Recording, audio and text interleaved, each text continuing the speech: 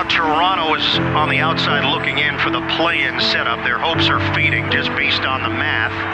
Washington has been a hot team, currently occupying the 10 spot.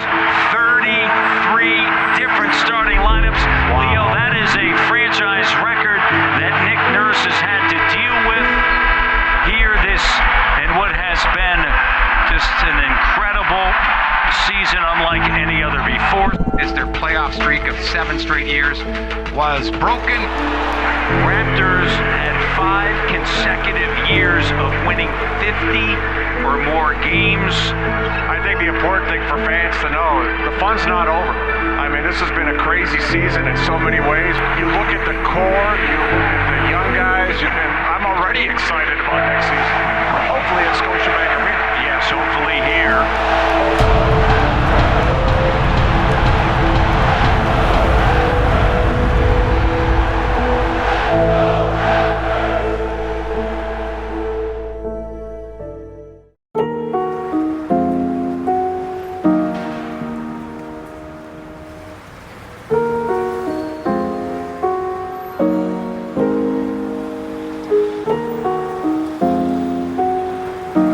We go into every game, we prepare the same ways we have been going all the way back to the NBA Finals a couple of years ago. We go about our preparation as coaches, the players go about their preparation as players to put themselves in the best position to win. And everything we do, the goal in mind is to win the next game. And I personally haven't seen anybody waver in those, from Nick all the way on down, anybody waver in that objective, which is to win the next game.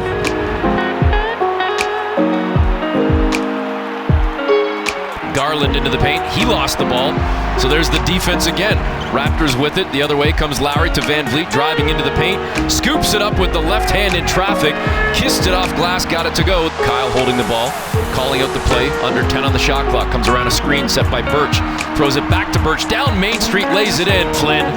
Beautiful pass to Utah Watanabe as Flynn came along the baseline and found Utah wide open in the paint for the two-hand cram. And as you hear the horn go, the Toronto Raptors have beaten the Cleveland Cavaliers 112-96. And now we await completion of the Wizards and Spurs as Toronto may move within a game of that 10th seed in the East. Anunoby knocks the pass away, saves it. What a play by OG, and Birch gets a jam. Flynn works left, off center far side on Blake Griffin. Crosses him over, drives into the lane, floats it up and in, and is fouled. Here comes Lowry on the run. Lobs to Anunoby underneath. OG jams it down. Toronto is in the lead. It's 80-78 Raptors.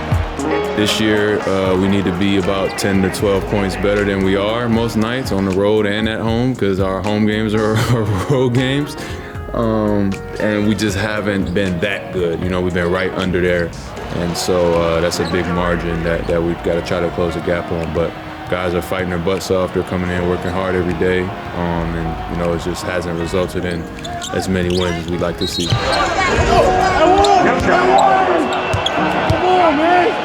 Raptors will go down to defeat here to the Brooklyn Nets. The Raptors will move to 26-36 and begin a very difficult 4-game stretch on the West Coast. And the Nets move to 42-20 on the season, 22 games over 500. Final score of the game tonight is Brooklyn 116, Toronto 103.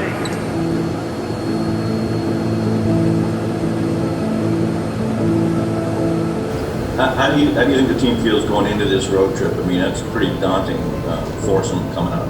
Yeah, but I mean, they've been telling us that all year, so you know, we feel good about anybody that we've played. We still haven't played a team that we thought we couldn't beat, and you know, we're going to every game feeling that way. So we seem to play better against the better teams, and it's gonna be tested coming up here on this road trip for sure.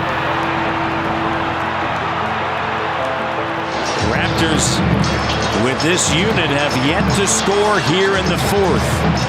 Porter Jr. drills it. Tough shot. 12-0 run to begin the fourth. Here's a three. It's a 15-0 run. They're going to lose the ball game as they're down by 10 with 12 seconds to play. Denver's just going to dribble this thing out.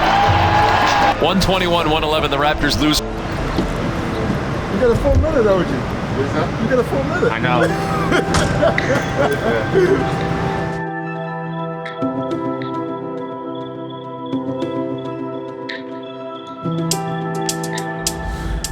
Well, obviously, a lot of up and downs.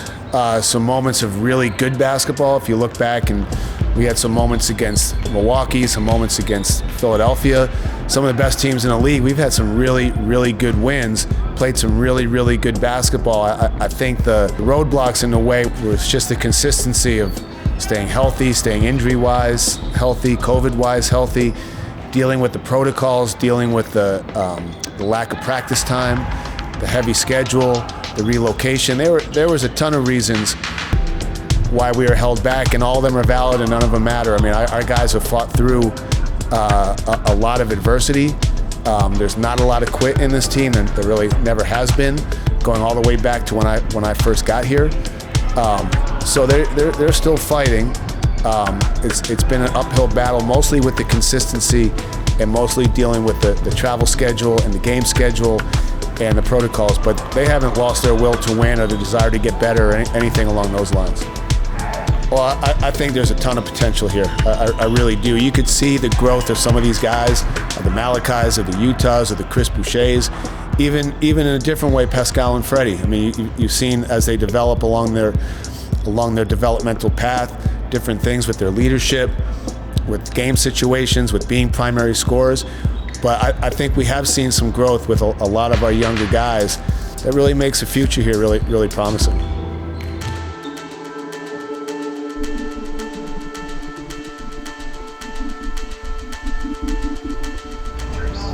It's been tough. Early on, I had the finger injury. I dislocated my finger, and then I finally came back from that, and I just had the hip injury here recently. But it's just a battle. You just gotta. It comes with the game, and so I feel like you just gotta get over it. Whatever it is, you just gotta put in time, put in the rehab or whatever, and just try to get back as soon as possible. It's been a crazy year overall with COVID, and coming in as a rookie, like we didn't have a combine, we didn't have or any real summer league, we didn't have any of that stuff, and so I think this whole year has been about just overcoming whatever adversity pops up. They've been great. They've been great. They take the time to take us under their wing. They try to, like I said, the year's been kind of sped up, but they try to show us the way, and try to get us accommodated as quickly as possible.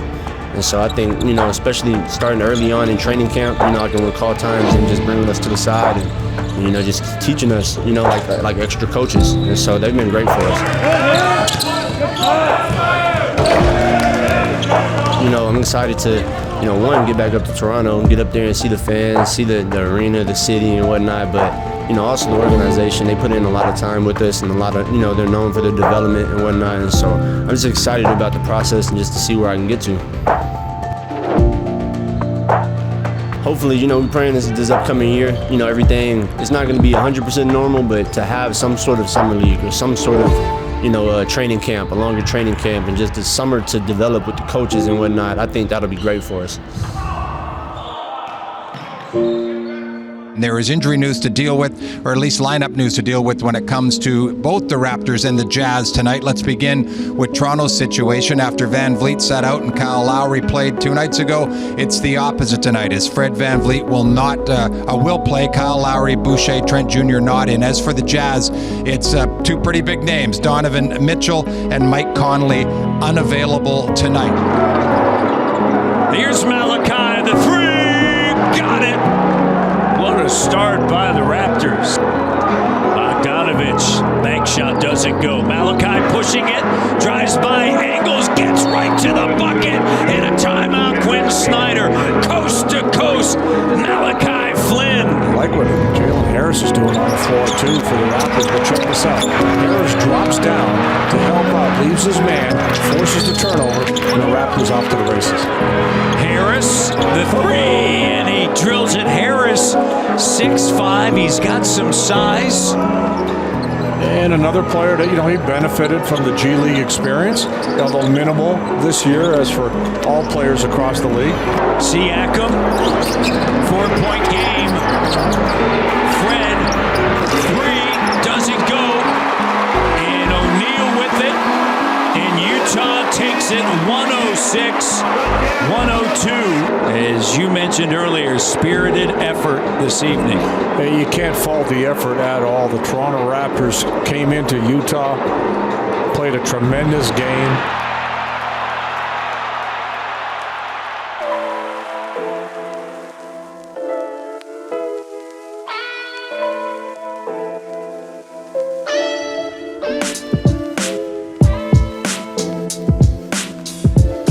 The Staples Center in downtown Los Angeles, first of 2 straight in that building for the Raptors. They get the Clippers on Tuesday, the world champion Lakers tonight as this monster road trip continues. And Kyle Lowry is back in the lineup. You knew he would not want to miss the chance to play against the Lakers and likely the Clippers on Tuesday. Matchup of the last 2 NBA champions, to be sure. But so much has changed since then, and things continue to evolve for the Raptors and for the Lakers, who are suddenly in a battle themselves to stay out of the play-in game. What a story that is for the defending champions. Here's Kyle Lowry attacking. Got it. And the foul. Pascal operating underneath, getting into the paint, and having a standout start to this game. Harris. This is a great opportunity for the coaches, Raptor fans, to get a look at Jalen Harris and see what he can do and what his future may be for the Toronto Raptors. 7 on the clock. Kyle fires it over Caruso. He's got 31. Kyle, little bit of room. Oh! Spot on. Bucket and book it. It's an LA thing. Like I always say, like losing is not fun. So, and especially if you're a team that's used to winning, I think it's easy to kind of get away from it. Like we have to make it fun. I know it's hard because we're losing, but we're in an incredible position, regardless, playing the game that we love and getting paid for it. And obviously the result is not what we want sometimes, but we got to keep that, stay together. Like it's us and nobody's going to help us, and it's on us to figure it out. Pascal in the paint, 36, and a timeout taken by Frank Vogel, and the Raptors feeling it on the second night of a back-to-back in Hollywood. Watanabe gives it to Kyle, deep 3. Don't poke the bear. Appears as though as Pascal finger roll right at the rim. 38 points. What a performance by Siakam. Pops out Davis. Denied by Pascal, and that's going to do it. What a great defensive sequence, Leo, by the Toronto Raptors on the second night of a back-to-back, entering this one 2-12 on the second night of a back-to-back. They come away with a victory, and Pascal with 39 and 13 rebounds, and Lowry with 37 points and 11 assists. Well, you can't ask for a bigger performance than the Raptors got from Kyle Lowry in Los Angeles, where he loves to play and step into the limelight, and Pascal Siakam. 39 for Pascal, 37 for Kyle Lowry.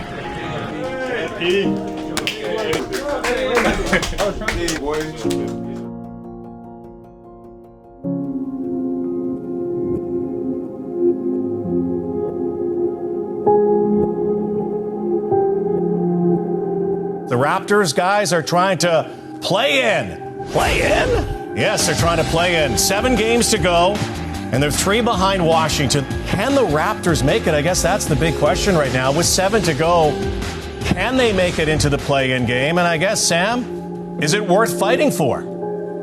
So it's really your job, Rod, to try to win games and make it to the playoffs. So I think they're going to continue to play hard. I think these guys are true professionals. And at the end of the day, man, look, I don't care how long the season is and all the adversity you go through during the season. At the end, when everybody else is playing in the playoffs and you're sitting at home, that's when you wish you would have done more and given yourself a better chance. So I think right now what the Raptors are looking at is, look, for the first time in a long time, they're looking at not being in the playoffs. And Leo can tell you this, that's a lonely feeling when you're a professional athlete. I think the Raptors are going to keep trying. I think it's going to be tough.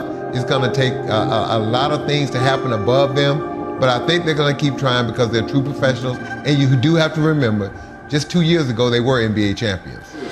1, 2, 3. They go.